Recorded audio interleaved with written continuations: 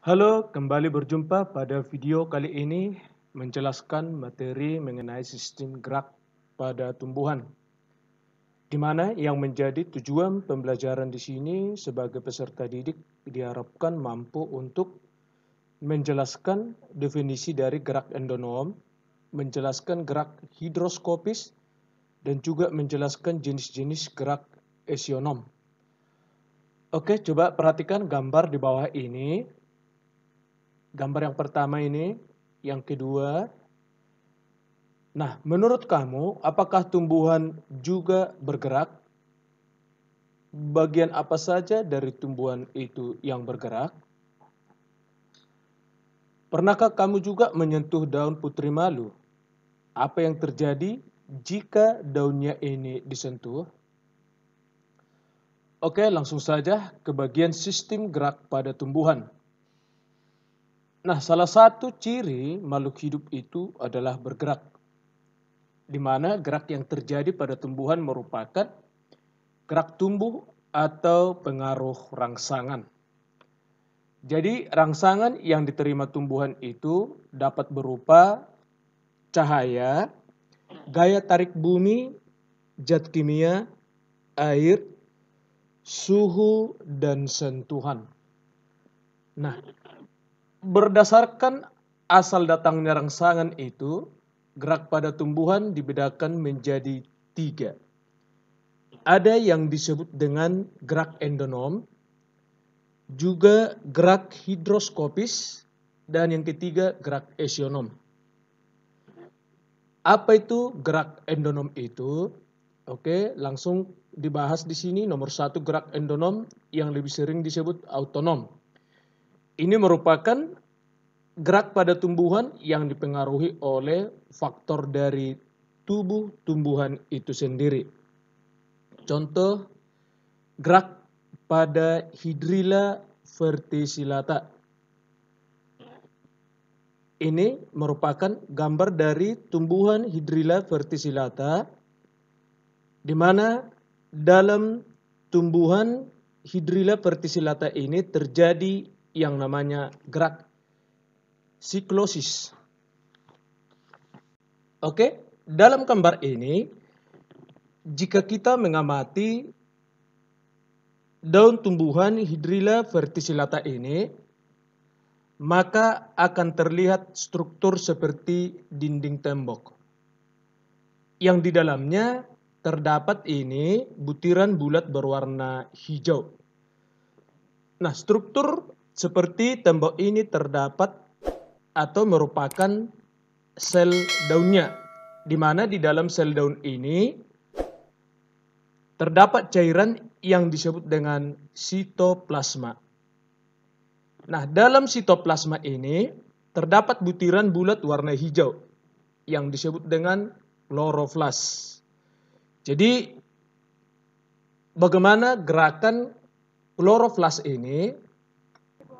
Oke, ini merupakan gerakan dari kloroflas yang berkeliling atau berotasi di dalam sel yang disebut dengan gerak siklosis. Ini nampak di sini. Oke. Nah, gerak ini terjadi secara spontan yang berasal dari dalam sel tumbuhan itu tersebut. Yang selanjutnya nomor 2, gerak higroskopis. Jadi, gerak higroskopis ini adalah gerak bagian tumbuhan yang diakibatkan oleh pengaruh perubahan kadar air dari sel-selnya sehingga terjadi pengerutan yang tidak sama. Contohnya, buah kacang polong-polongan yang sudah tua terjadi perubahan kadar air di dalam sel secara tidak merata. Jadi dalam gambar ini, buah kacang polong-polongan ini terbuka karena terjadi yang namanya perubahan kadar air di dalam selnya. Jadi pengerutan ini membuat buah polong-polongan menjadi terbuka.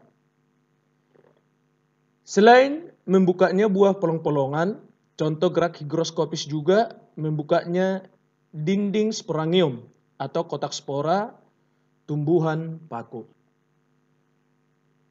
Yang ketiga, gerak esionom. Gerak esionom ini merupakan gerak tumbuhan yang disebabkan oleh adanya rangsangan dari luar tubuh tumbuhan atau lingkungan sekitar. Jadi di sini berdasarkan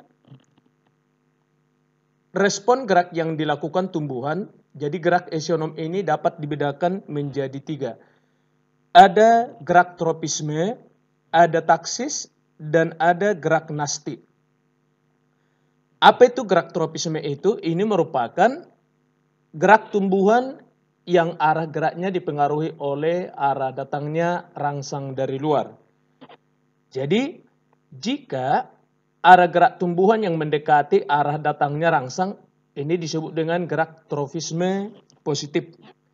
Dan juga jika arah gerak tumbuhan menjauhi rangsang disebut dengan gerak tropisme negatif. Apa yang menjadi jenis-jenis gerak dari tropisme ini? Oke, macam-macam gerak tropisme. Bagian A, fototropisme atau heliotropisme.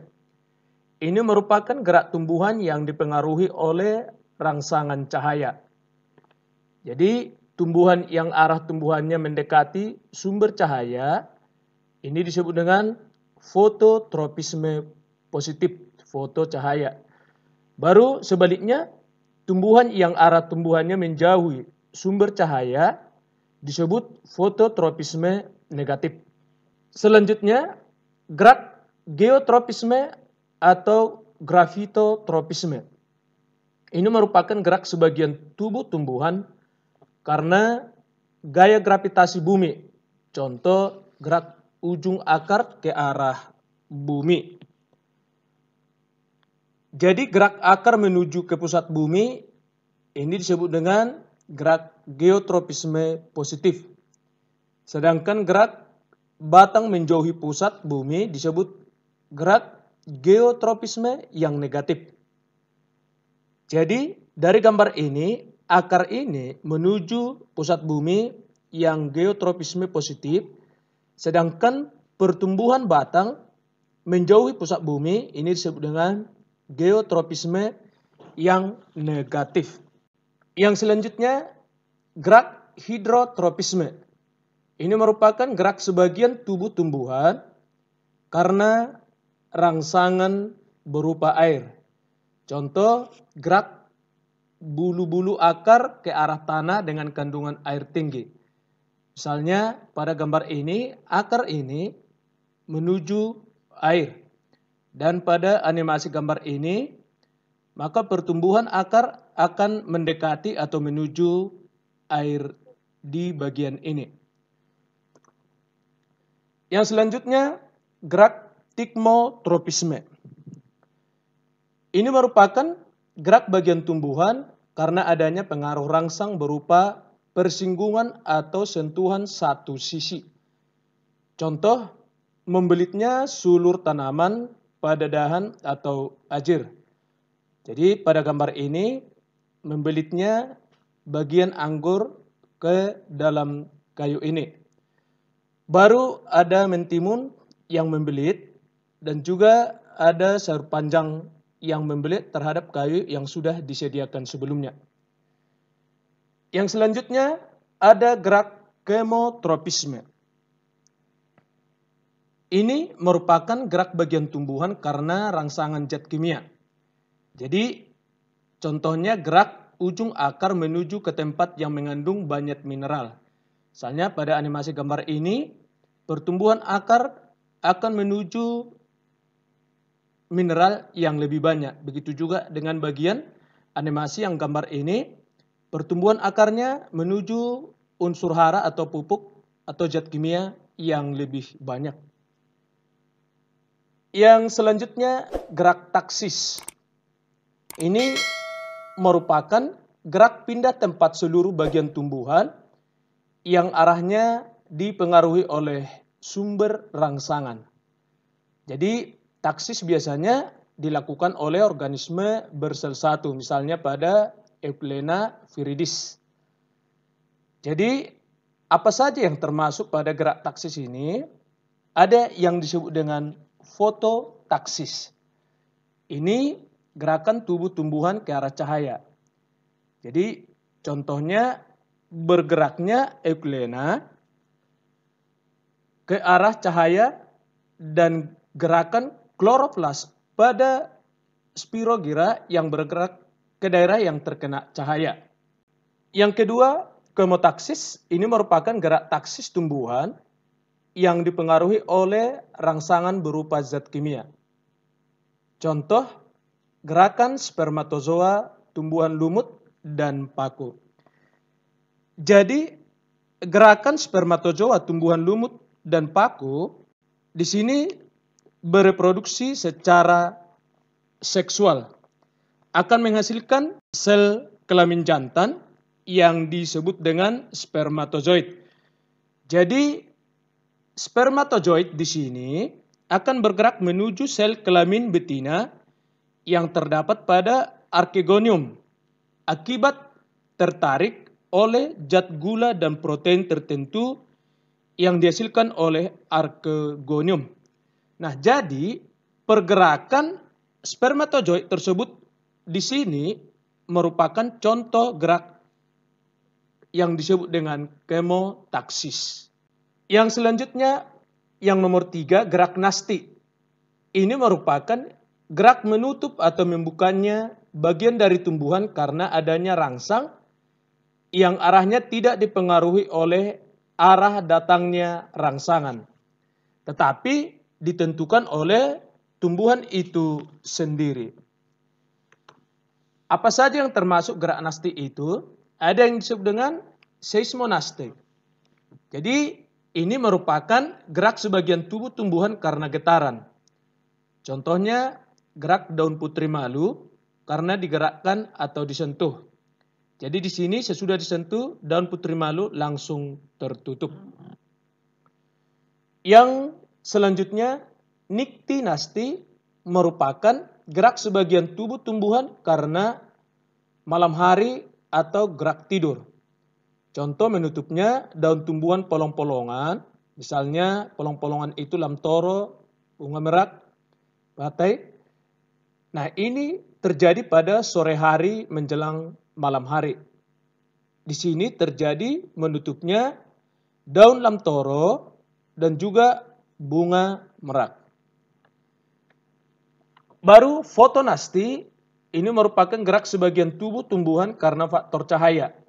Jadi terjadi pada mekarnya bunga pukul 4 di sore hari.